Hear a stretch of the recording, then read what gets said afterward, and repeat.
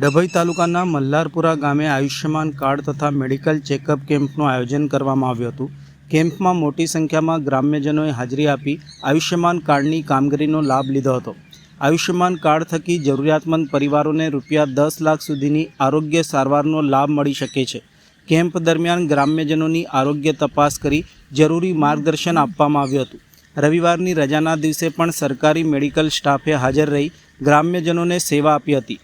આ પ્રસંગે જિલ્લા આરોગ્ય સમિતિના ચેરમેન ભાવેશભાઈ પટેલ, તાલુકા પંચાયત કારોબારી ચેરમેન મનોજ પટેલ સહિત ગ્રામ્યજનો ઉપસ્થિત રહ્યા હતા.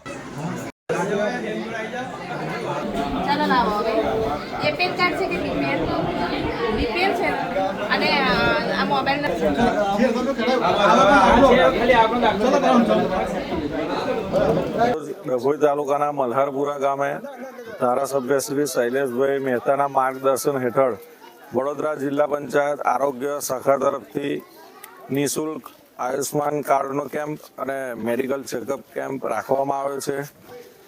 મલ્હારપુરા ગામના તેમજ આજુબાજુ ગામના તમામ લોકોનો એક ઉત્સાહ છે.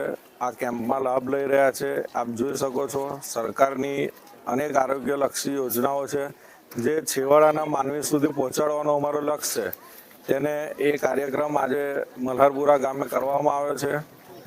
જન સેવા અને આરોગ્ય સેવા જે કેન્દ્ર સરકાર અને ગુજરાત સરકારની યોજનાઓ છે, તમામ યોજનાઓ વડોદરા જિલ્લાના છેવાડાના ગામ, છેવાડાના માનવી સુધી પહોંચાડવા માટે અમે સતત કાર્યશીલ છે.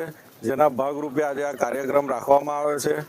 આજે રવિવારનો દિવસ હોવા છતાં પણ આરોગ્ય વિભાગના કર્મચારીઓ અને ગામના આગેવાનોએ આ સુંદર આયોજન કરી અને આ કાર્યક્રમને સફળતા અપાવી છે. તે બદલ હું તમામનો ખૂબ ખૂબ આભાર વ્યક્ત કરું છું.